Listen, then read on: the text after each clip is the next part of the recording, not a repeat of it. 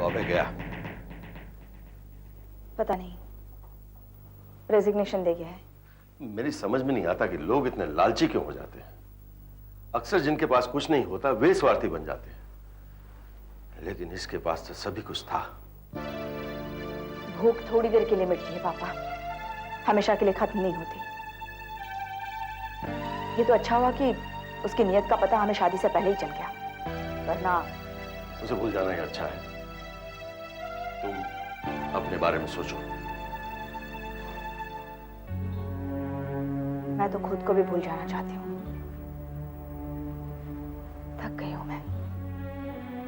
जिंदगी अभय के जाने से खत्म नहीं हो जाती बेटे, उसके अलावा बहुत कुछ बाकी है।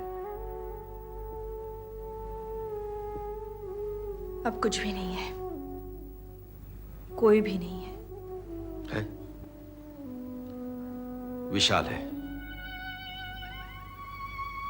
पापा, अब बात तो अजीब सी है बेटी, लेकिन सोचना तो पड़ेगा। पापा, जो आप सोच रहे हैं वो मुझे सोचने पर मजबूर मत कीजिए। क्यों? विशाल अकेला है, तुम भी अकेली हो। तकदीर ने उसके साथ मजाक किया है, तुम्हारे साथ भी। अब जब दो कमजोर इंसान एक हो जाते हैं तो हर कमी पूरी हो जाती है। मैं फिर से वहीं लौटकर नहीं जाना चाहती जहां से दिल टूटने की शुरुआत हो गई थी। कभी तुमने सोचा है कि आरती बीच रास्ते में ही विशाल को छोड़कर क्यों चली गई? अभय तुम्हारे रास्ते से अलग क्यों हो गया? क्या ये सब इस बात का इशारा नहीं है कि जो मिलन पहले हो जाना चाहिए था वो अब होना चाहिए? नहीं पापा, नहीं। अगर आप चाहते हैं कि मैं अपनी जिंदगी के बारे में सोचूं तो आप मुझे आगे बढ़ने की शक्ति दीजिए, ना कि पीछे लौटने की मजबूरी। मगर बेटी। पापा, मैं और विशाल अब कभी एक नहीं हो सकते।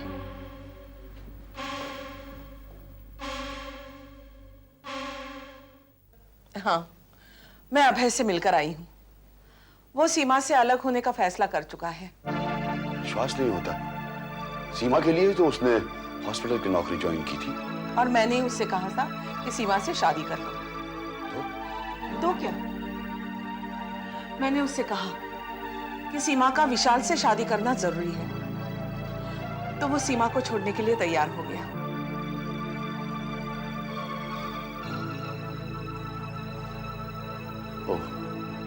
आप परेशान क्यों हो गए? तुम्हारे कहने पर वो सीमा को छोड़ने के लिए तैयार हुआ है। ये जबरदस्ती का त्याग अधिकारों की मांग करने लगता है हेमलता। मैं समझी नहीं।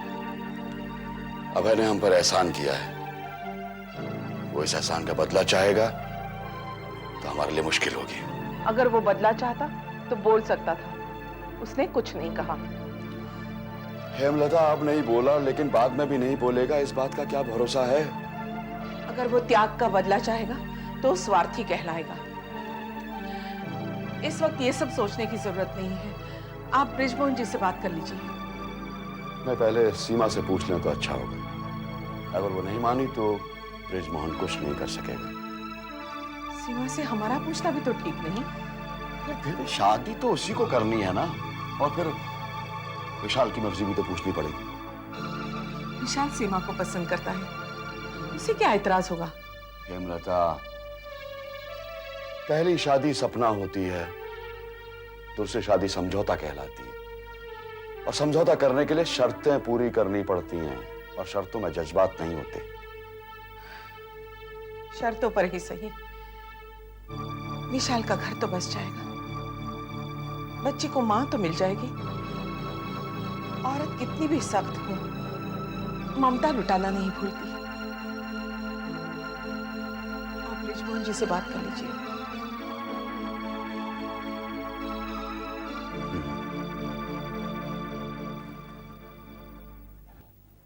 ये लो, दिमाग ठंडा करो।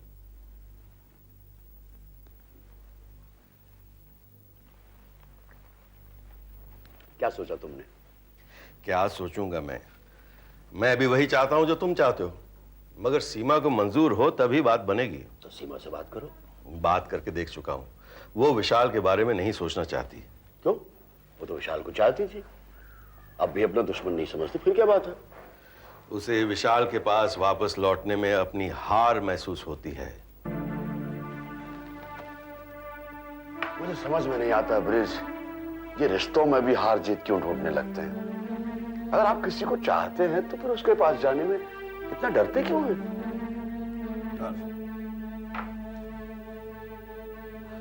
डर तो इतना ही होता है कि दूसरा उसे जिंदगी भर ताने न कसता रहे, ये न कहे कि किसी ने मोल नहीं समझा तो वापस आ गए। चाहत में तानेबाजी नहीं होती ब्रिज। अब ब्रिज, अब तो अभय भी सीमा की जिंदगी से निकल चुका है। वो तो ऐसा निकला कि हंसराज के खानदान पर शक होने लगा। स्वार्थ की हदें पार कर दी उसने। नहीं ब्रिज, उसने जो किया वो स्वार्थ नहीं था, त्याग था। तो त्याग? हेमलता के कहने पर अभय ने अपने आप को सीमा की नजरों से गिरा दिया। लेकिन उसने ऐसा किया क्यों? सीमा और विशाल को एक करने के लिए उसने अपने आप को लालची और धोखेबाज साबित किया। ब्रिज,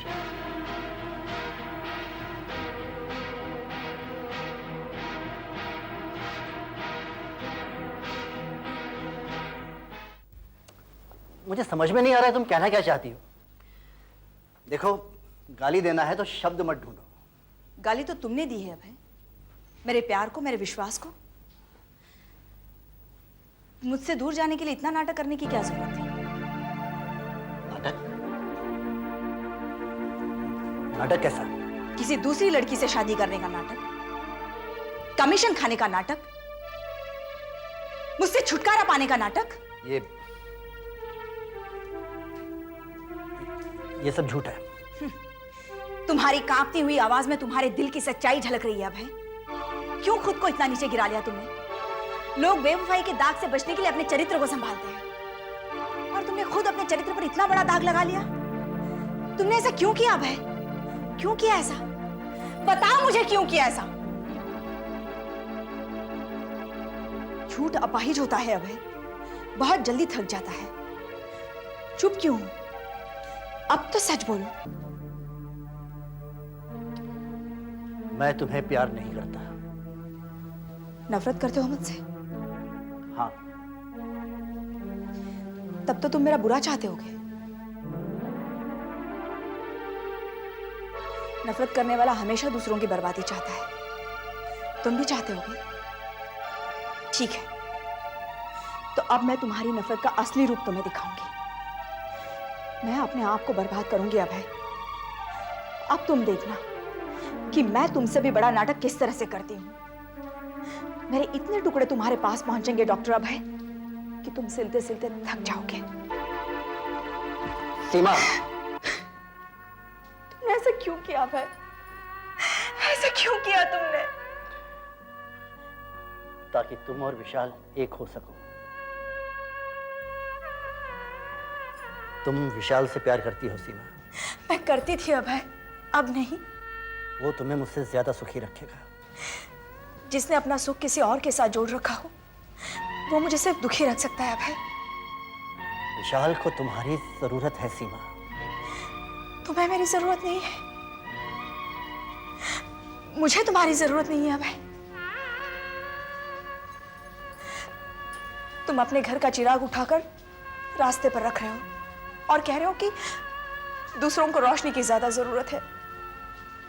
अभय, तुम गलती कर रहे हो। मेरी जरूरत वहां नहीं, यहां है। अब किसकी जरूरत कहां है, ये जरूरतमंदों से पूछो।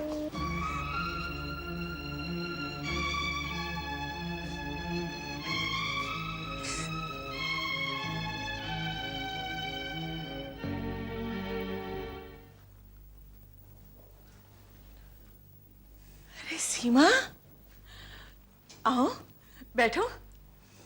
बैठूंगी। कुछ पूछना ही हूं आपसे। हाँ हाँ पूछो।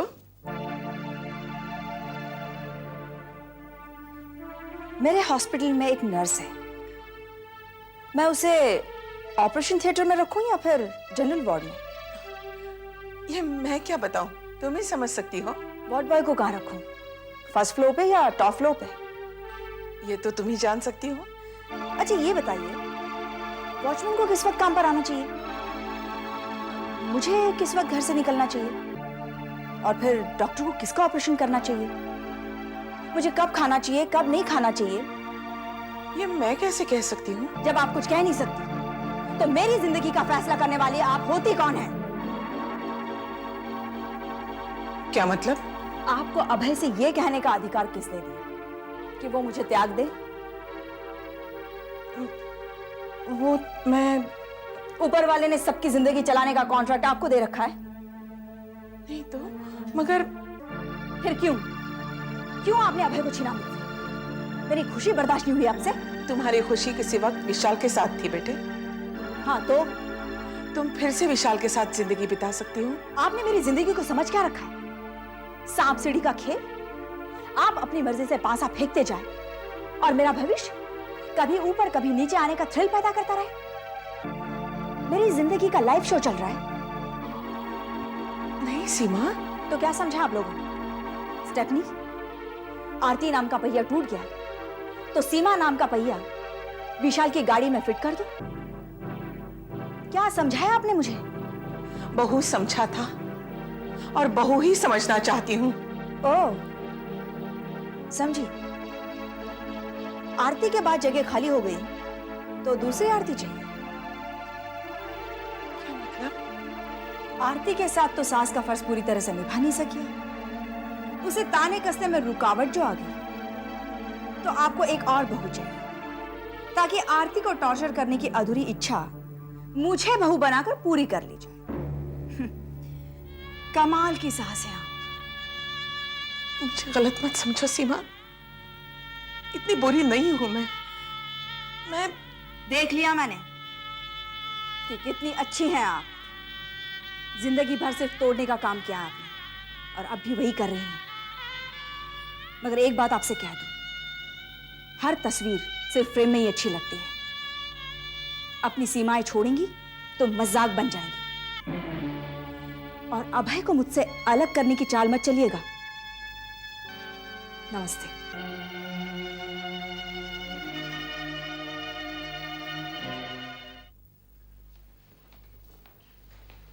विशाल,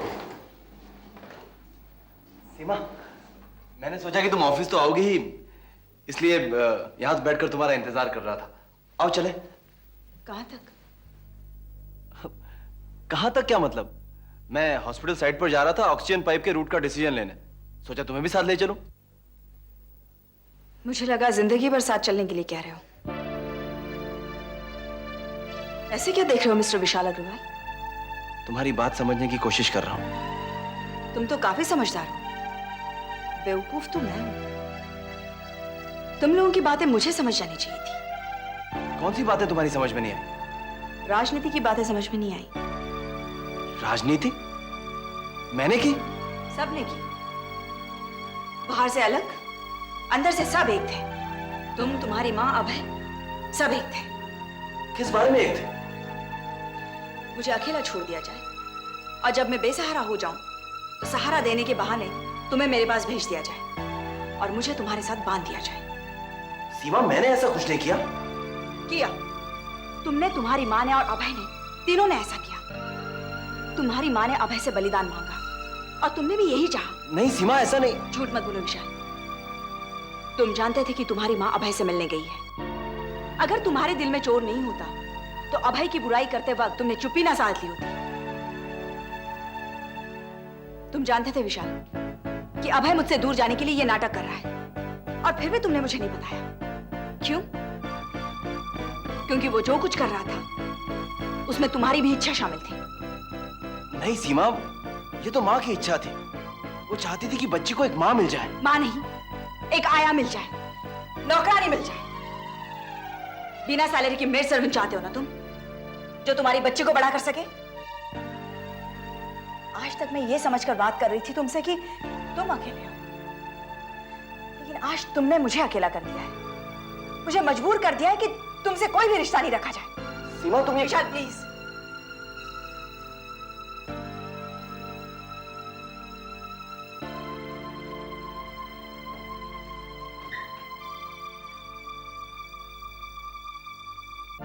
रिश्ता तो तोड़ा तुमने, मगर उस त्याग का कोई फायदा नहीं हुआ है। तुम दूर जाने का नाटक तो कर रहे थे, मगर सच तो यह है कि तुम एक कदम आगे जा रहे थे और 2 कदम पीछे आ रहे थे।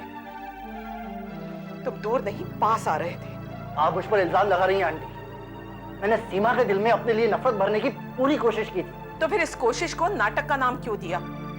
त्याग का प्रचार क्यों किया? मैंने कुछ नहीं किया आंटी, मुझे खुद ताज्जुब है। सीमा को सब पहले ही पता चल चुका था। किससे? मैं क्या चाहती थी ये मैं जानती थी या तुम? मैंने तो सीमा से कुछ नहीं कहा, फिर तुम्हारे अलावा किसने बताया?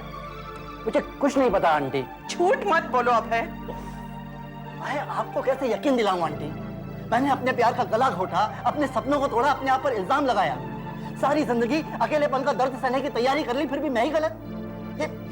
ये तो हद है आंटी। हाँ, तुमने वही सब किया जो तुम कह रहे हो, मगर जादूगर की तरह, जो पहले तो अजीब अजीब करतब दिखाता है और जब लोग उस पर विश्वास करने लगते हैं तो वो अनाउंस करता है ये सब हाथ की सफाई थी, सिर्फ नाटक। तुमने भी वैसा ही किया, सीमा को हैरान तो किया, मगर अगले ही पल सच्चाई बता दी। हाँ बता दी, मैंने ही बता दिया सब कुछ। बस अब बोलिए क्या करना है आपको? तुमसे इस तरह बात करने लगे अब है? और किस तरह बात करूं? मैं आपसे बार बार कह रहा हूं कि मैंने सीमा से कुछ नहीं कहा, फिर भी आप मुझी पर शक किए जा रही हैं। तो फिर ठीक है, कीजिए शक। और शक क्यों? यकीन कीजिए कि मैंने आपके साथ और सीमा के साथ, दोनों के साथ दोहरी चाल चली। मैंने आपसे कहा कि सीमा को छोड़ दूंगा, लेकिन सीमा को पकड़ कर बैठ गया कि जाना नहीं। मैंने सोचा कि आपकी इच्छा अगर पूरी हो गई तो आपके सामने महान बन जाऊंगा, और सीमा मिल गई तो सारी जिंदगी आराम से गुजारूंगा। दरअसल मैं शुरू से ही एक हाथ में चांद और एक हाथ में दिया लेकर चला। काहे का त्याग और काहे की महानता। चाहिए कीजिए अपना काम, नहीं छोड़ता सीमा को। जो करना हो कर लीजिए।